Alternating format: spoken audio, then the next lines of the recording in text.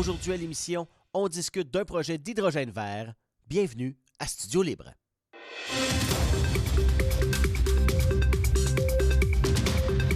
On entend parler d'hydrogène vert depuis quelque temps maintenant au Québec. Et ici, il y a un projet de transport. On en discute avec Jean-Benoît Trahan, qui est le président de Gazifère. Bonjour, M. Trahan. Bienvenue avec nous. Bonjour. Et donc, on va parler du projet que vous avez et qui est un projet, j'allais dire, pratiquement de recyclage, si on veut. Parce que, bon, Airco Mondial, qu'on connaît bien ici à Buckingham, produit certains produits chimiques et compagnie, et ont un résidu, un déchet qu'ils ont, c'est de l'hydrogène, qui est considéré comme impropre à la consommation directe. Par contre, si on le nettoie, si on peut dire, eh bien, ça va donner un hydrogène qui est dit vert, donc un hydrogène que vous pourriez utiliser pour remplacer un peu le gaz naturel que vous avez et pour l'inclure un peu, je vois ça un peu comme l'éthanol qu'on met un peu dans l'essence pour voiture. Question de le rendre un peu plus vert, un peu plus propre.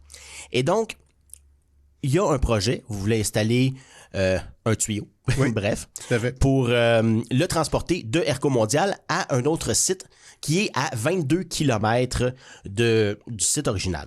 Oui.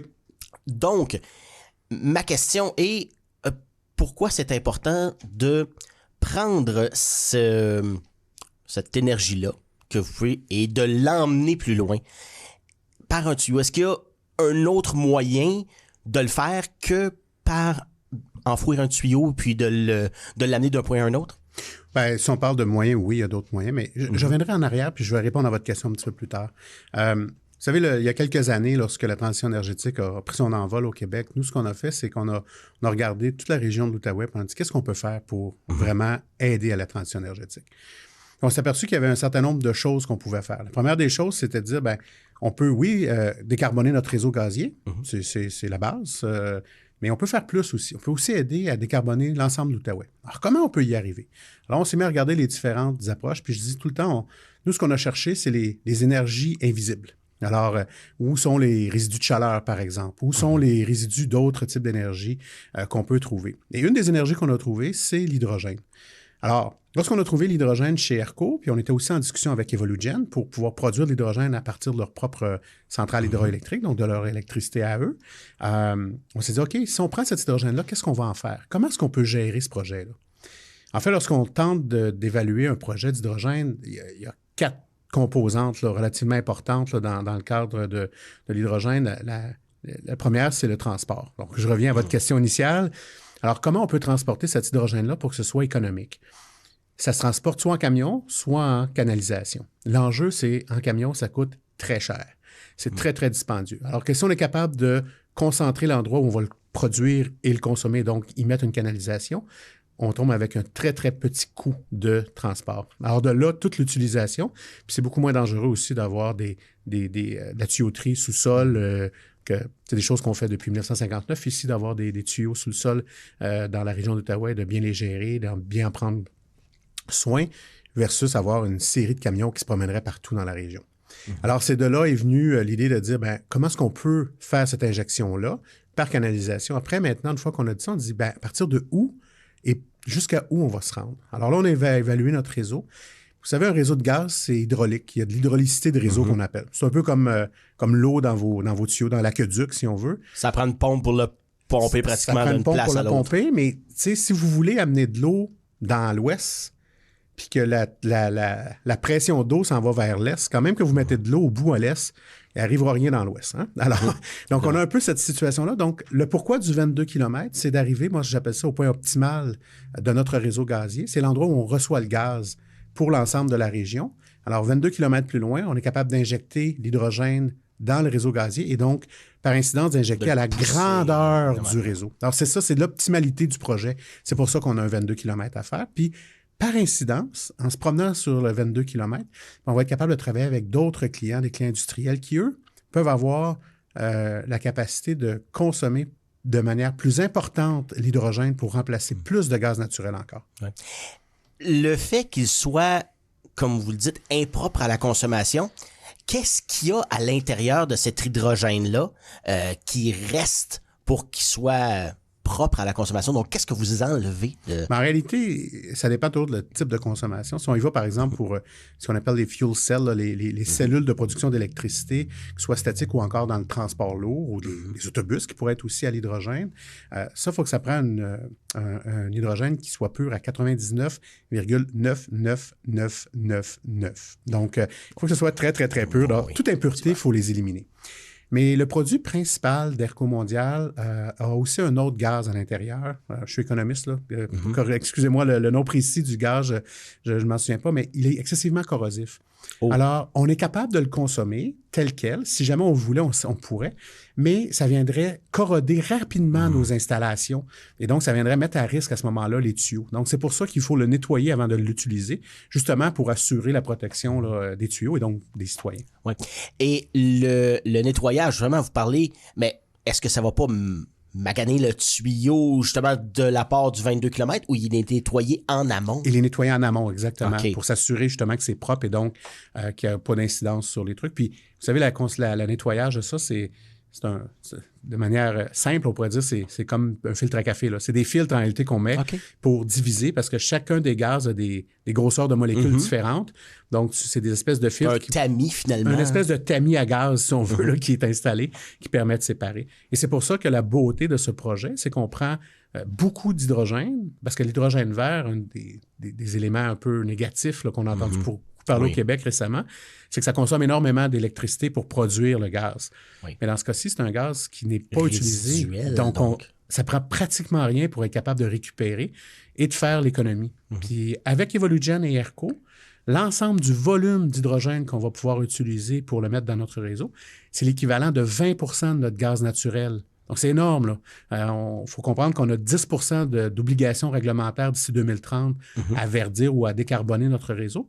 Juste ce projet-là, en tant que tel, c'est 20 C'est 2 fois ce qui nous est redemandé par le gouvernement avec pratiquement pas d'énergie, puisque dans le cas d'Airco, par exemple... C'est ça, c'est un résidu. C'est un déchet. Mais je lisais dans un article de Radio-Canada, un professeur, si je ne me trompe pas, c'est Louis Fradette, qui est à la Polytechnique à Montréal, et il disait, justement, qu'il faut faire attention avec l'hydrogène parce que l'hydrogène est une molécule un peu fatigante à haute pression quand on l'envoie. Et justement, ça peut passer, comme il disait, à travers même l'acier. Et c'est une molécule qui, disons-le, est explosive. C'est selon M. Fradette, sinon la plus explosive de la Terre. Donc, les gens voient ça et disent « Oh, on a un tuyau qui... exemple donné, on en parlait même hors d'onde, si on le perce, qu'est-ce qui arrive? Parce que dans vos tracés, on voit que ça suit le long des routes. Donc, si on dit, exemple donné, un entrepreneur qui excave et puis perce la ligne. Oh, et après ça aussi, il y a d'autres choses. On parlait, d'usure des tuyaux, mais à un moment donné, l'usure... Est-ce qu'il en est? Tout métal ou toute matière va tranquillement se décomposer. Donc, les gens vont passer aussi au futur à l'entretien de ce réseau-là.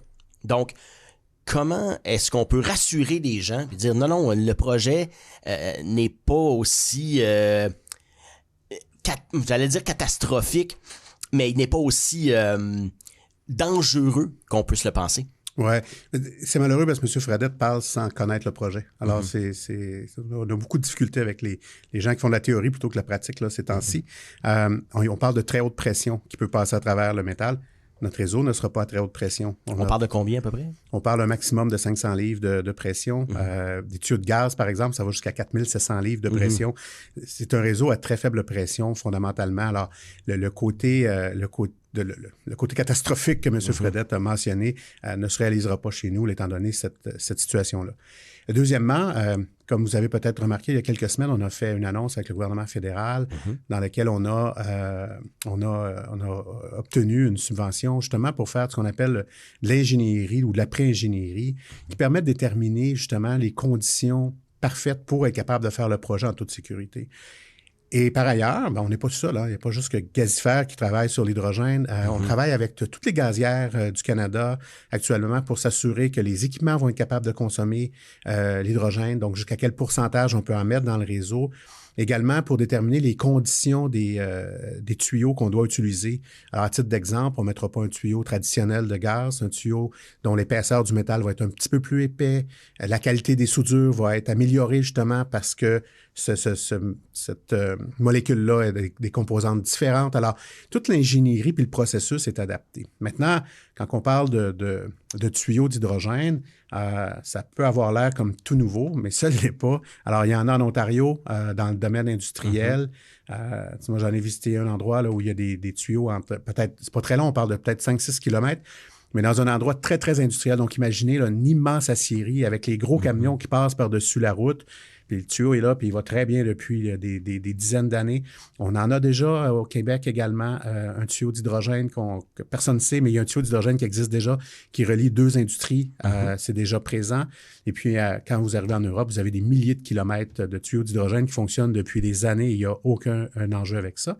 Puis souvent, on pense que l'hydrogène, c'est tout nouveau que ça apparaît. Oui, on en parle depuis quelques années à peine ici au Québec, mais bon, l'hydrogène est connu depuis...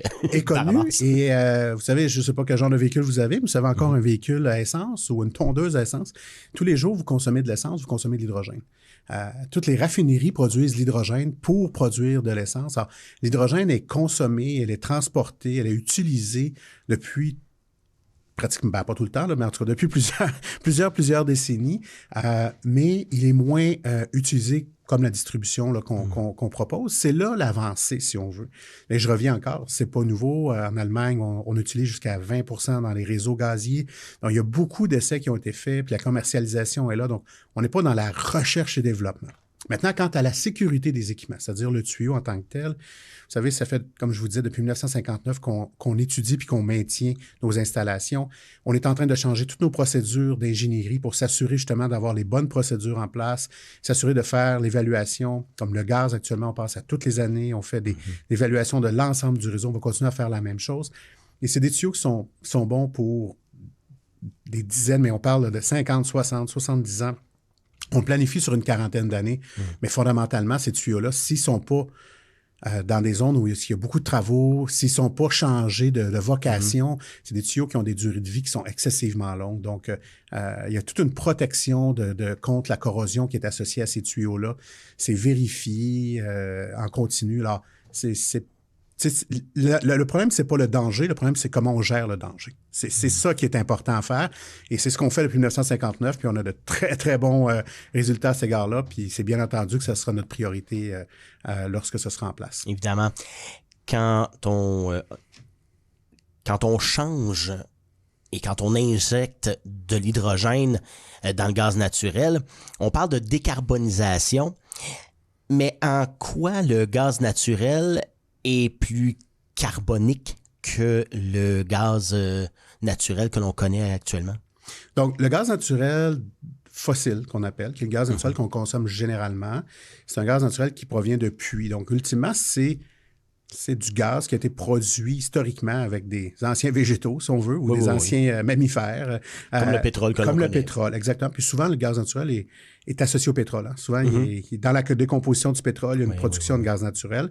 Lorsqu'on perce les trous, on trouve le gaz naturel. Alors, lorsqu'on consomme ce gaz naturel-là, on libère du carbone dans l'atmosphère qui explique les changements climatiques.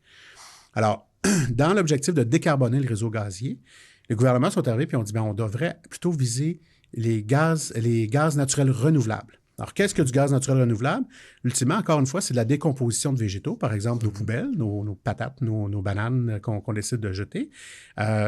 Ultimement, c'est de dire si on ne fait rien avec ça, ils vont refaire du méthane puis ça va s'en aller dans le ciel. Et puis ça, c'est beaucoup plus dommageable que s'il est brûlé puis il est consommé à titre de CO2, puis qu'il émet du CO2.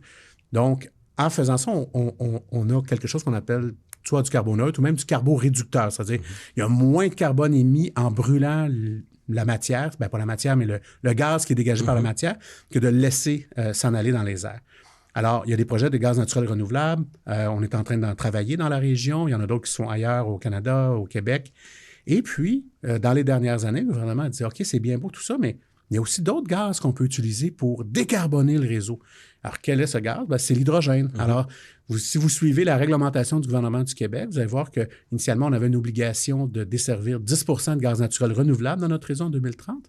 Maintenant, on a une obligation de desservir 10 de gaz de sources renouvelables d'ici 2030, qui inclut l'hydrogène, qui inclut le gaz naturel renouvelable.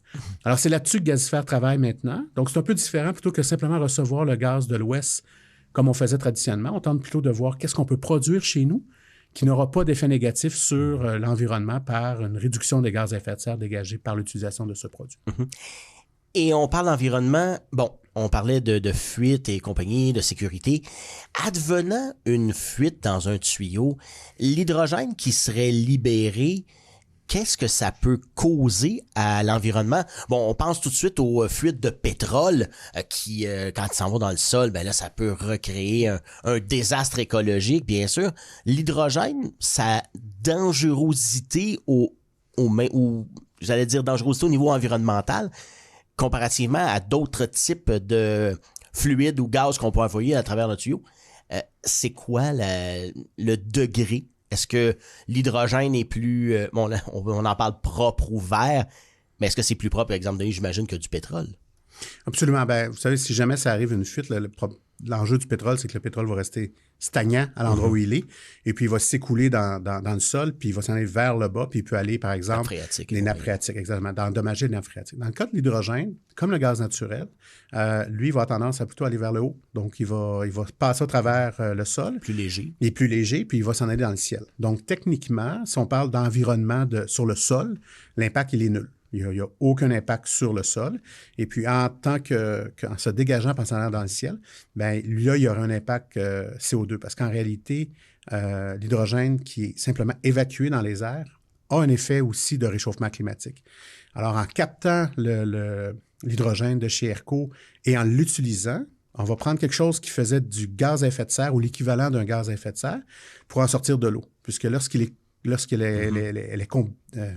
la combustion de l'hydrogène est accomplie, le résultat, c'est de l'eau. Donc, on retrouve de l'eau en bout de ligne et il n'y a plus de gaz à effet de serre associé au produit. Alors, au point de vue environnemental, c'est un des produits les plus propres, entre guillemets, là, tant au niveau du sol qu'au niveau de l'impact dans le ciel. Évidemment, l'eau en est composée aussi, H2O, H pour hydrogène. Absolument, absolument.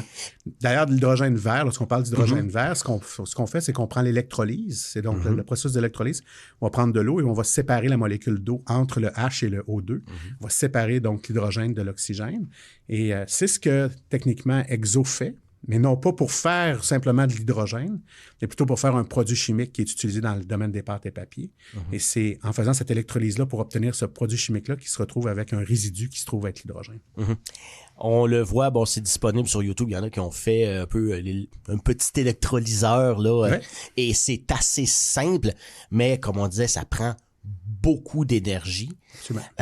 C'est peut-être pour ça aussi qu'on hésite à produire directement de l'hydrogène parce que, bon, on entend coût-bénéfice.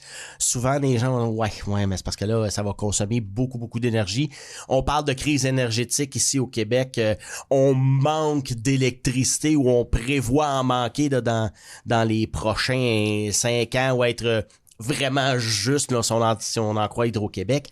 Absolument. Donc, de récupérer ça, c'est quand même, comme on disait, un coût-bénéfice versus de le produire naturellement, ben ça devient quelque chose d'intéressant pour vous. C'est une énergie qui est, comme on disait, bon, disponible. La beauté de ce produit-là, de ce qu'on est en train de produire ici, c'est qu'on va récupérer beaucoup d'énergie qui serait perdue autrement. Alors, quand on parle de transition énergétique, moi, je dis tout le temps que on a eu 2 ministres qui ont dit la bonne chose, mais pas de la bonne façon il y a quelque temps. M. Fitzgibbon et M. Skeet, qui sont les deux à l'énergie. Et M. Skeet qui disait on manque d'énergie, puis M. Fitzgibbon qui disait on en a assez d'énergie. Et les deux avaient raison. C'est juste qu'ils ne parlaient pas de la même énergie. M. Skeet parlait d'énergie renouvelable, alors que M. Fitzgibbon parlait d'énergie tout court. Alors, en fait, de quantité d'énergie au Québec, c'est pas un enjeu. On peut en avoir tant qu'on en veut. On a des bons réseaux d'importation de gaz, de pétrole. On a des bateaux, on a les ports. C'est pas un enjeu. On a notre production d'électricité également. On a la biomasse. Donc, En fait, de quantité énergétique, ce n'est pas un enjeu. Quand on arrive, par contre, à la quantité d'énergie renouvelable dont on a besoin, c'est là que l'enjeu arrive et c'est là que ça devient beaucoup plus complexe. Dans les dernières années, les gens se sont rendus compte, notamment chez Hydro-Québec, que d'être capable de passer de 40 % parce que l'électricité représentait grosso modo 40 % à 100 % ça ne fonctionne pas. Il y a comme un gap qui est un peu trop grand. Bien entendu, lorsqu'on utilise, par exemple, de l'essence dans un moteur de voiture, c'est pas très efficace. On parle de 30-40 % d'efficacité. Alors, il y a des gains d'efficience à passer, par exemple, à la voiture électrique. Mais malgré les gains d'efficience, il y a d'autres enjeux. Alors, lorsqu'on en arrive à cette situation-là, on regarde la transition énergétique et on se dit, mais qu'est-ce qu'on doit faire pour y arriver? Et c'est là la question qu'on s'est posée, nous, c'est qu'est-ce qu'on peut amener dans la transition énergétique? Et on s'est dit, bien, une des choses qu'on peut faire, c'est comment est-ce que je peux aider à produire un maximum d'énergie renouvelable sans demander d'électricité? Parce que si je demande de l'électricité, je viens contrebalancer le jeu. Évidemment. Alors, le cas d'ERCO est un cas excessivement, moi j'appelle ça magnifique. Là. Je ne sais pas comment l'expliquer autrement, parce qu'on prend pratiquement rien, puis on vient chercher l'équivalent, comme je disais, de 20 % de mon volume que je vais pouvoir transformer en énergie de la place, donc en énergie de chez nous, avec un résidu en ne demandant pas d'électricité. Donc, on vient réduire la pression sur le manque d'énergie renouvelable. C'est ça la beauté de ce projet-là. L'acceptabilité sociale est, j'imagine, une part importante. D'ailleurs, bon, on le disait souvent, quand il y a des annonces à faire, c'est souvent des vice-présidents qui vont y aller. C'est souvent des gens un peu subalternes. Mais vous, en tant que président, ben vous avez dit non, moi, j'y vais. Et vous avez vu, les citoyens, vous avez fait des soirées, vous allez en faire d'autres aussi. L'acceptabilité sociale du projet, après, avoir fait une soirée d'information, comment vous la voyez? Est-ce que les gens sont craintifs au départ et avec beaucoup d'appréhension et à la fin disent « Ouais, OK, c'est pas si pire que ça ». Comment les gens le voient, ce projet-là? Bien, je dirais, on arrive ici et on dit vous venez de commencer à faire l'acceptabilité sociale. Ça fait 5 ans qu'on a commencé à penser à ce projet-là. Ça fait 4 ans et demi qu'on fait de l'acceptabilité sociale. Donc, mais on ne pouvait pas tout faire en même temps. Il fallait monter tranquillement, pas vite. On a parlé avec ERCO, avec Evolugen, avec nous, avec nos ingénieurs. Vous savez, les craintes des gens ne sont pas surprenantes. Là. Pour la première fois qu'on a parlé avec nos ingénieurs, ils ont tous eu peur. Ils ont tous la première chose. Même les ingénieurs. Oui, parce que c'est pas ce qu'ils font. Ce qu'ils font, c'est transporter du gaz. C'est pas transporter de l'hydrogène. Et puis là, ils se sont familiarisés. C'est pour ça qu'on a décidé d'investir dans des études de pré-ingénierie puis de travailler avec des experts dans le monde entier. On a des experts la firme de consultants. C'est des consultants qui travaillent dans l'hydrogène en Angleterre, en Allemagne, au Danemark, chez nous, dans le sens au Canada, aux États-Unis. Donc, on est allé chercher des gens qui étaient capables de venir éduquer, parce qu'il fallait s'éduquer. Puis nous aussi, on devait s'éduquer. Là. On n'avait pas toutes les réponses. Là. Nous aussi, on découvrait la chose. Alors, on a fait tout ça. Et par la suite, on s'est mis à parler beaucoup plus avec les gens des municipalités, les gens des industriels, les gens des ministères, autant au niveau fédéral, au niveau provincial, pour amener tout le monde à comprendre ce qu'on est en train de faire, à digérer ce qu'on est en train de faire. Puis les réactions ne sont pas toujours positives initialement parce que les gens font « Hey, Même de la part des politiciens, de la part des maires de ville. Même des industriels aussi. Parce que c'est pas ce qu'ils utilisent. Alors, on a pris du temps avec eux à leur montrer. On a démontré, par exemple, des usines qui fonctionnent en Allemagne, qui utilisent l'hydrogène directement comme on veut qu'ils utilisent l'hydrogène ici. Puis on veut « Ah, mais OK, ça se fait. C'est possible. » Donc, finalement, c'est beaucoup moins stressant. Alors là, ils doivent s'éduquer parce que c'est nouveau comme toute autre chose. Là, on est rendu à l'étape d'être plus au niveau de la proximité. Donc, c'est-à-dire, on est rendu à l'étape de la population. Puis, je suis content d'être rendu à cette étape-là aujourd'hui parce qu'on a les réponses. Si j'avais fait ce travail-là il y a 3 ans, on aurait été beaucoup où on aurait dit n'importe quoi, puis c'est pas nécessairement la manière dont on veut travailler avec les gens. On veut être capable de les rassurer, mais intelligemment, puis avec raison. Alors, on est rendu à cette étape-là, puis tu sais, c'est pas une étape qu'on est obligé de faire. C'est une étape, techniquement, j'ai pas besoin de BAP, j'ai pas besoin d'obligation. On le fait de manière complètement volontaire parce qu'on pense que c'est important que les gens puissent s'apprivoiser, s'éduquer, comprendre, puis justement mettre en relation. Vous savez, j'ai une dame qui est venue à la rencontre l'autre jour, puis elle avait sur son téléphone des notes, là, des articles de journaux qui disaient que l'hydrogène, c'est ceci, l'hydrogène, c'est cela. Puis, alors, on a pris du temps avec elle pour y expliquer ce qu'on faisait. C'était quoi la différence de notre projet par rapport à l'aspect un peu plus théorique de la chose? Comment est-ce qu'on venait appliquer ça d'une manière différente chez nous? Alors, je pense que ça a quand même énormément rassuré les gens. Nous, en tout cas, les résultats qu'on a eus à date, c'est les gens sortaient là avec une meilleure compréhension du projet. Ils voyaient qu'on était bien organisé, qu'on avait la sécurité à cœur. Alors, on est bien confiant, c'est-à-dire du résultat de la démarche. Et conscient aussi, j'imagine, parce qu'il faut être conscient de ce qu'on entreprend. Les travaux, bon, est-ce que vous avez déterminé le tracé final ou est-ce que vous êtes encore à dire, bon, peut-être un tel, à quelle étape du projet, avant de faire la première pelletée de terre, si on veut, êtes-vous rendu? Donc, on a, dans la consultation publique qu'on fait, ça fait partie également des choses qu'on veut regarder avec eux. Donc, on a évalué, je dirais, le tracé, appelons-le idéal, mais sans parler d'endroit, là. Vraiment juste de où on veut partir, où on veut se rendre. Et puis de là, on a différents tracés. Donc, par exemple, la première portion, il y a 3 options de tracé. La deuxième portion, il y a 2 options de tracé. Puis à la fin, il y a une option de tracé dans le bout du réseau. Mais ce qu'on est en train de déterminer avec cette rencontre-là, c'est également de comprendre un peu mieux qu'est-ce qui serait le plus acceptable et qu'est-ce qui serait le mieux de faire. Alors, à titre d'exemple, il y a des gens qui nous ont dit « Ah, mais là, si vous prenez ce chemin-là, là, on a bâti là-dessus, puis il y a de la roche en tabarouette là-dessus. » Fait que c'est de l'information qu'on va chercher aussi avec les gens. Et puis, d'autres gens qui vont avoir des préoccupations par rapport à la proximité d'autres infrastructures, par exemple, etc. On travaille avec la ville également pour déterminer c'est quoi les meilleurs endroits, parce qu'ils connaissent leurs infrastructures. On veut passer aux bons endroits. Alors, on est encore dans cette démarche-là. Les objectifs, je dirais, le point de départ, le point d'arrivée est assez précis. Les options de ligne sont assez précises. Maintenant, l'option finale, elle est encore à déterminer. Eh bien, on va suivre ce projet-là parce que c'est un projet, bon, qui a un objectif 2026, si je ne me trompe pas, pour la mise en service.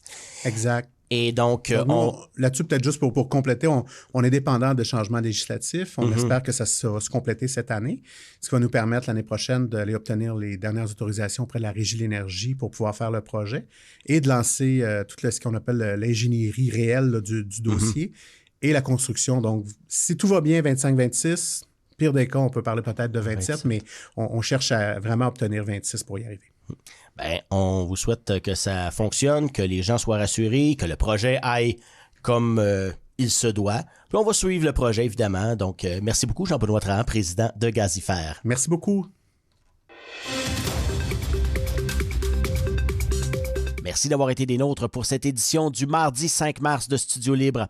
J'aimerais remercier mon invité, M. Jean-Benoît Trahan, président de Gazifère. Et vous pouvez nous retrouver cette émission ainsi que toutes les émissions de la TVC Basse-Lièvre très facilement sur notre chaîne YouTube et aussi suivez notre page Facebook, tout ça au TVC Basse-Lièvre. Vous pouvez nous trouver facilement. Et pour voir qu'est-ce qui se passe dans le quotidien, notre page Facebook, c'est vraiment la meilleure place. Et nous, on se revoit jeudi pour un autre Studio Libre.